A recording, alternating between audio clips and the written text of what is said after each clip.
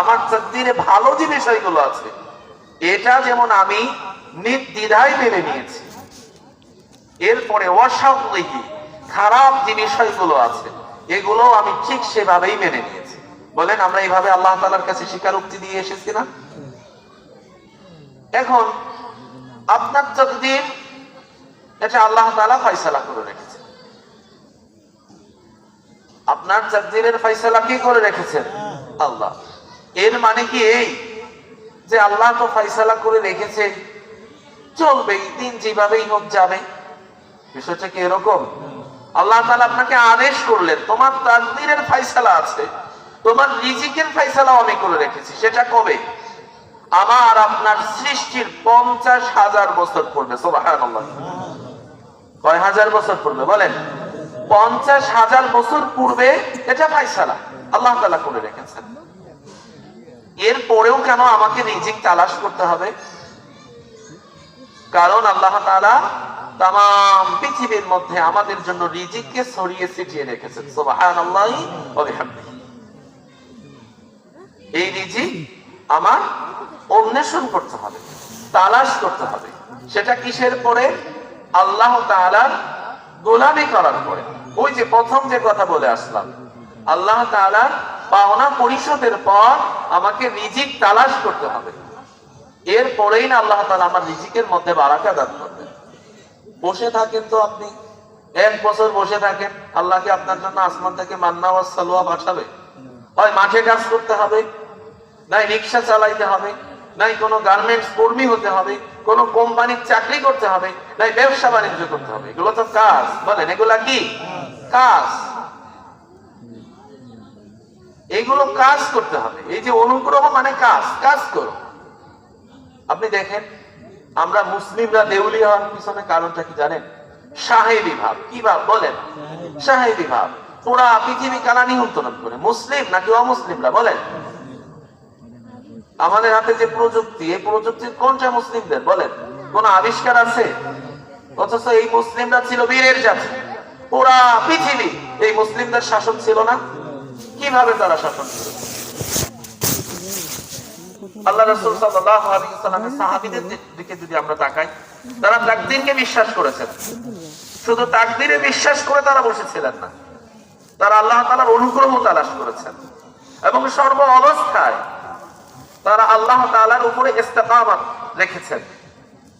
সুখে থাকলেও আলহামদুলিল্লাহ, দুঃখে থাকলেও আলহামদুলিল্লাহ, খেয়ে থাকলেও আলহামদুলিল্লাহ, না খেয়ে থাকলেও আলহামদুলিল্লাহ। তাদের উপরে কি কখনো বিপর্যয় আসেনি? এসেছে। কেউ 15 দিন, 10 দিন, 5 দিন না খেয়ে থেকেছে। তারপরেও কি তারা আল্লাহ তাআলার অনুগ্রহ থেকে কখনো দূরে থেকেছেন? তারা আল্লাহ তাআলার অনুগ্রহ তালাশের মধ্যে থেকেছে। সেই বুখারী মুসলিমের একটি কথা যদি আপনাদেরকে বলি, আল্লাহ রাসূল সাল্লাল্লাহু আলাইহি ওয়াসাল্লাম সাহাবীদেরকে নিয়ে বসেছেন। একজন ব্যক্তি, জৈনক একজন ব্যক্তি এসে আল্লাহ রাসূলকে বলতেছেন, ইয়া রাসূলুল্লাহ, আমি সফরে ছিলাম, সফরে থাকা অবস্থায় আমার সামান হারিয়ে গেছে, সুতরাং আমাকে একটু মেহমানদারির ব্যবস্থা করো। কার কাছে বলতেছে বলেন তো? রাসূলুল্লাহ সাল্লাল্লাহু আলাইহি ওয়াসাল্লামের কাছে বলতেছে, যিনি মদিনার প্রেসিডেন্ট। ওমা আরসালনাকা ইল্লা রাহমাতাল লিল আলামিন, তামাম পৃথিবীর জন্য তিনি রহমত স্বরূপ।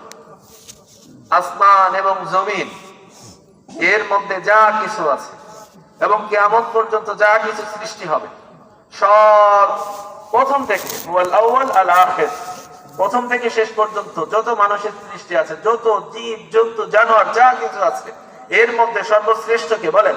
মুহাম্মদ সাল্লাল্লাহু আলাইহি ওয়াসাল্লাম। তার কাছে এসে একজন ব্যক্তি বলতেছে, ইয়া রাসূলুল্লাহ, আমাকে একটু মেহমানদারির ব্যবস্থা করেন।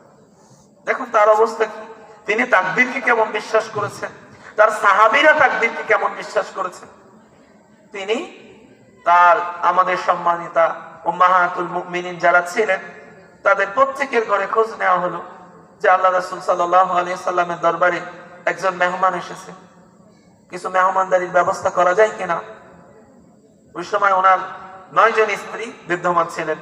প্রত্যেকের ঘর থেকে একটি আওয়াজ আসলো যে আমাদের ঘরে শুধুমাত্র পানি ছাড়া অন্য কোনো খাবার নেই। অথচ এই ব্যক্তি তামাম পৃথিবীর জন্য রহমত স্বরূপ, মদিনার প্রেসিডেন্ট, দুনিয়া এবং আখেরাত,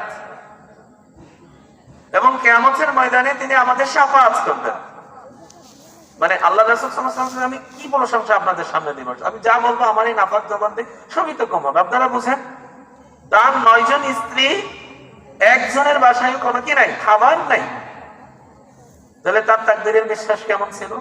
আবার তিনি মদিনার প্রেসিডেন্ট। আমার আপনার কি এইরকম সিচুয়েশন হয়েছে? এরকম সিচুয়েশনে আমরা কখনো পড়েছি? বলেন, এখানে কেউ পড়েছেন এরকম সিচুয়েশনে? সম্মানিত উপস্থিতি, আপনারা কি আমার কথায় রাগ হচ্ছেন, কষ্ট পাচ্ছেন? সুরের কথা তো শুনেই থাকেন, একটু উপলব্ধি হোক।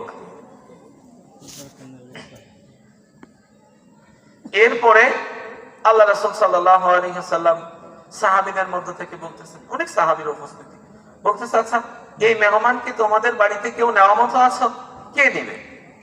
অথচ তার ওইখানে সাহাবীরা যারা বসে আছে তারাও তাকদীরে বিশ্বাসী, তারা নিজেদের ঘরের খবরও জানে না। মানে এটা জানে না বলতে এটা তারা অন্যায় করে নাই, আল্লাহ রাসূলের পক্ষ থেকে একটি আদেশ। হযরত তালহা রাদিয়াল্লাহু তাআলা, ইয়া রাসূলুল্লাহ, ঠিক আছে আমি মেহমানকে অ্যাকসেপ্ট করলাম, আমি নিয়ে যাচ্ছি। অথচ বাসায় নেওয়ার আগ পর্যন্ত হযরত তালহা রাদিয়াল্লাহু তাআলা উনিও জানেন না যে ওনার বাসার কি পরিবেশ। এটা আল্লাহ রাসূলের সাহাবীরা, জীবন যেখানে যে রকম হালাল পন্থায় হালাল ভাবে, সেটা যদি কষ্টেও থাকে তাও শান্তি। বলেন, কষ্টে থাকলেও কি শান্তি? কেউ যদি হালাল ভাবে উপার্জন করে, হালাল ভাবে নিজেকে চালানোর চেষ্টা করে, না খেয়ে থাকবে, না খেয়ে থাকবে, দিনের পর দিন না খেয়ে থাকবে, তারপরেও তার অন্তরে শান্তি। কারণ তার প্রতি কে সন্তুষ্ট আছে? বলেন, তার রব সন্তুষ্ট আছে। আরে ভাই বলেন না, কে সন্তুষ্ট আছে? মুসলমান ভাইরা আমার, আল্লাহ রাসূল সাল্লাল্লাহু আলাইহি ওয়াসাল্লামের সাহাবী হযরত তালহা রাদিয়াল্লাহু তাআলা আনহু আল্লাহ রাসূলের দরবার থেকে বললেন, ইয়া রাসূলুল্লাহ, ইয়া হাবিবাল্লাহ, এই মেহমানকে আমি কবুল করে নিলাম। মেহমানকে কবুল করে নেওয়ার পরেও হযরত তালহা রাদিয়াল্লাহু তাআলা আনহু জানেন না তার বাড়ির কি পরিবেশ, বাসায় কোনো খাবার আছে কি না নাই। বাসায় গিয়ে তিনি সালাম দিলেন, তার স্ত্রীকে বললেন, আল্লাহর রাসূল সাল্লাল্লাহু আলাইহি ওয়াসাল্লামের পক্ষ থেকে একজন মেহমানকে আমাদের বাসাতে নিয়ে এসেছি, এই মেহমানকে খাবার পরিবেশন করতে হবে, কি এমন খাবার আমাদের বাসার মধ্যে আছে? মুসলমান ভাইরা আমার, একটু অন্তর দিয়ে যদি আমরা উপলব্ধি করি, তাহলে সাহাবীদের জীবনী সম্পর্কে আমরা জানতে পারবো, আমাদের ঈমান বৃদ্ধি পাবে, আমাদের অন্তরের মধ্যে একটা স্পৃহা জাগ্রত হবে। হযরত আবু তালহা রাদিয়াল্লাহু তাআলা আনহুর স্ত্রী বলতেছেন, স্বামী, আমাদের বাসার মধ্যে যে খাবার আছে, এই খাবার তো আমাদের দুইজন কেউ হবে না, এই খাবারটা শুধুমাত্র কেবলমাত্র আমাদের দুইটা সন্তান তাদের জন্য রেখেছি, তাও তাদের তৃপ্তি সহকারে হবে না। বলেন, কি সহকারে হবে না? আল্লাহ রাসূলের সাহাবী হযরত তালহা রাদিয়াল্লাহু তাআলা আনহু তার স্ত্রীকে বললেন, মেহমান যেহেতু বাসার মধ্যে নিয়ে এসেছি, মেহমান আল্লাহ তাআলার পক্ষ থেকে রহমত স্বরূপ, সুতরাং তুমি আমাদের সন্তান সন্ততিদেরকে ঘুম পাড়িয়ে দাও। ঘুম পাড়িয়ে দিয়ে যে মেহমানটা আল্লাহর রাসূলের দরবার থেকে আমার ঘরের মধ্যে নিয়ে এসেছি, এই মেহমানের জন্য যে খাবারটুকু আছে আল্লাহর নামে, সেটা তুমি সামনে পরিবেশন করো। হযরত তালহা রাদিয়াল্লাহু তাআলা আনহু তার স্ত্রীকে বলতেছেন, মেহমান কখনো মেজবানকে রেখে খেতে চায় না, তারপরেও কার দরবারের মেহমান? চিল্লায় বলেন, আল্লাহর রাসূলের দরবারের মেহমান। মেহমান যদি দেখে খাবার অল্প, সে আমাদেরকে রেখে খাবে না, আমাদেরকে নিয়েও খেতে বলবে বা আমাদেরকেও খাওয়ার জন্য অফার করবে। সুতরাং মেহমান যেন বুঝতে না পারে, তুমি ঘরের বাতিটা কৌশলে নিভিয়ে দিবে। বলেন, কিসে নিভিয়ে দিবে? কৌশলে নিভিয়ে দিবে। এরপরে মেহমান যখন তার খাবারটা পরিবেশন করবে, আমরাও মেহমানের সঙ্গে অভিনয় করব। আল্লাহু আকবার, বলেন আল্লাহু আকবার। করাবেন হযরত তালহা রাদিয়াল্লাহু তাআলা আনহুর স্ত্রী। ঈমান তাদের কত বড় মজবুত, তারা তাকদীরে কত বড় বিশ্বাসী। বাসার মধ্যে মেহমান এসেছে, সন্তানকে খাবার না দিয়ে সেই খাবার তারা মেহমানকে দিচ্ছে। কত বড় মেহমানের তাজিম তারা করতেছে। এটা হচ্ছে নববী শিক্ষা, এটা রাসূলুল্লাহ সাল্লাল্লাহু আলাইহি ওয়াসাল্লামের সাহাবীদের শিক্ষা।